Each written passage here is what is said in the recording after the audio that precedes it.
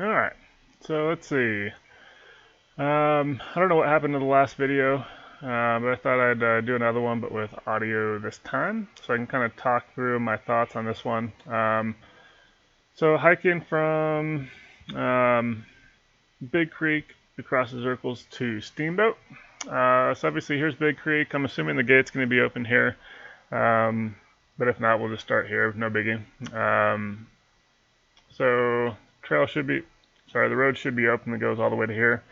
If we're wanting to go after work one evening, or whatever evening, there's tons of really good camping spots through here that are in the trees, so we could just camp here, car camp, and then the next day we can just start hiking. Here's the main parking spot for whoever's going to drop us off.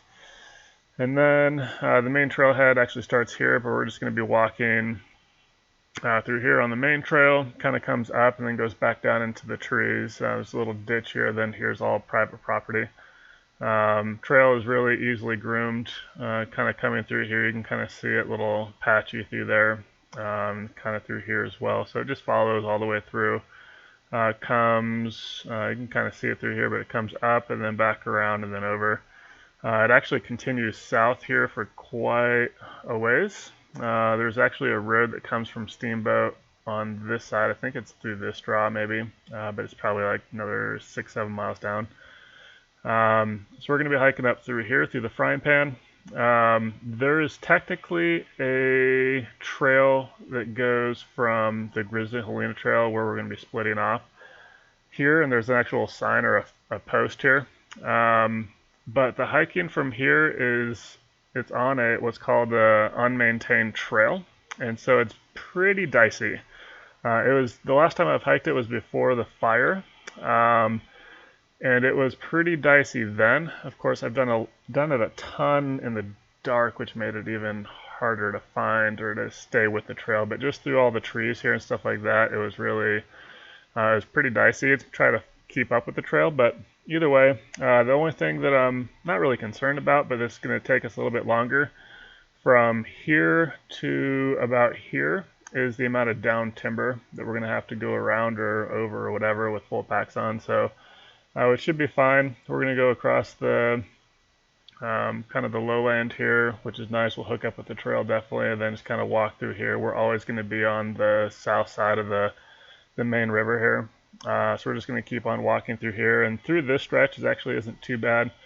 There's a massive meadow right here, upon which we're going to cross the creek in here somewhere. Somehow, and then just stay on this side of the creek as we walk up. The trail technically ends at a camp that's right here, or a camping area, and then it's all just pure cross country from here. So we're going to cross the creek and then come up here. So on the first day we may camp right in here. Let me actually change the date here so we can see a little better. I think it's 2014. Perfect. So anyway, so there's an amazing camping spot right here, right in this little bowl here. If we want to camp there, depending on how far we get during the day, ideally, I would like to camp right here, and I'll kind of go over why in a minute. One thing you'll notice with the terrain is that once we get to the river crossing, it was like all easy hiking from here, and then going from here, obviously it's just vertical. You can see it just goes up. So I've been all through in here, and I know this really well. So I'd like to camp in here. The first evening is just absolutely gorgeous here, and I want to really check out like all the elk that are in here, and I've seen herds of 50 and 200 in here. So as well as on the other side over there. So anyway, right here, there is a creek there, and a creek in here. That's really small. Kind of see it right there. But if we were to camp anywhere in here the first evening or just set up camp, it'd be great. We'd be able to kind of hike up here for one and then just kind of glass and check out everything during sunset and whatever. I've seen mama bears with cubs up here, lots and lots of elk, but there's the entire frying pan. There's always elk in here, which is pretty sweet. So yeah, so really pretty here. And then the second day, basically hiking from camp, break camp. We can either go around this way. Hiking up here is kind of cool. It's just a stairmaster, more or less. And there's just tons of bushes right there. It makes it a little rough, but kind of coming around here ultimately. If we can set our packs here, depending on what we're wanting to do the day, we don't have a very far hike the second day. We're just going to be crossing over here. But if we're wanting to try to at least hike up, there's Mountain Circle at the top here. If we're wanting to hike up there, we can check that out for the second day, or if not, there's a lot of other hiking after we set up camp on the second day. So basically we're just hiking up through here, and the hiking through here is really simple.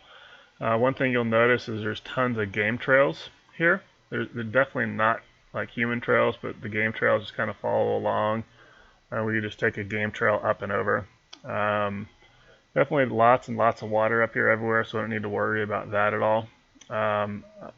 One thing we can do, depending, is we can hike to the top here, which is just a very short little jaunt. There's another game trail, a massive one right there. Just if we want to check out this valley and just look at it. But it's really pretty up there from the top. I've actually camped right here before, which is really amazing.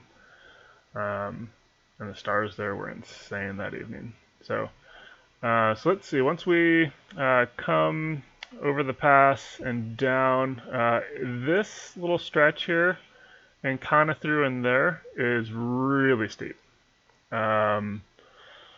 Yeah, so definitely trekking poles. I'll be using trekking poles the whole time, but or more or less after the Grizzly Helena Trail, after we get off that trail, I'll be using trekking poles. So coming down here is going to be pretty steep, but I want to try to stay as high as we can here, just so that we can come over here, so we don't have to go down and then back up over here. And my thought is to camp over here. There's a creek here, as well as a lake, and then we basically just be camping on the backside of Mount Circle. And the reason my thought is to just come over here and just do, I think it's like a 3-mile hike that day, is because I'd like to check this valley out.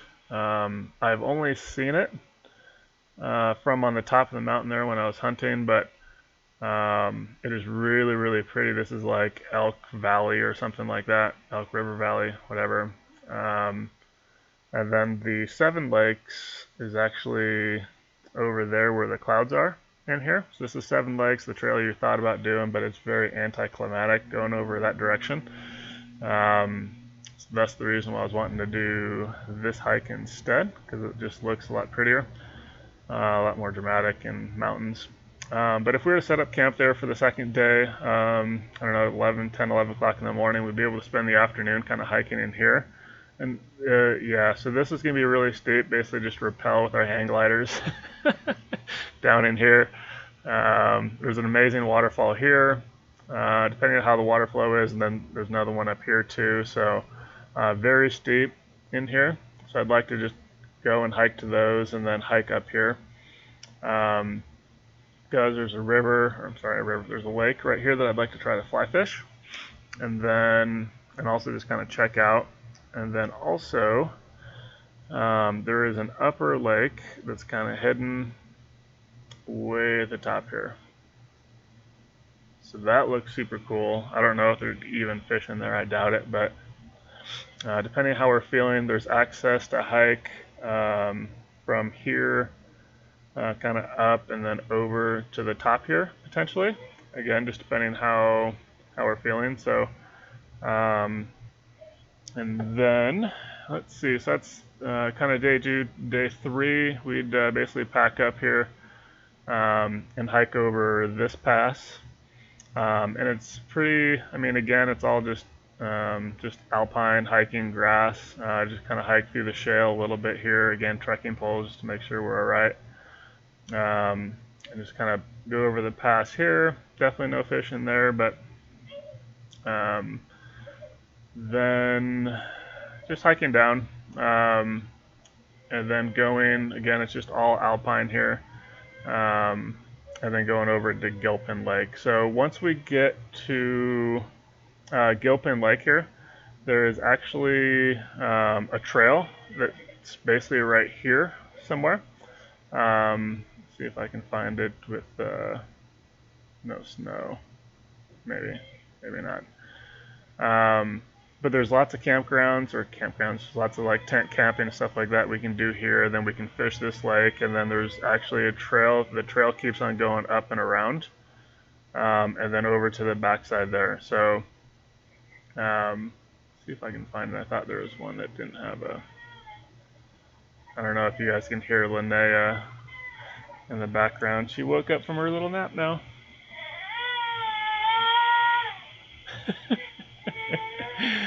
Alright, so I have to make it quick.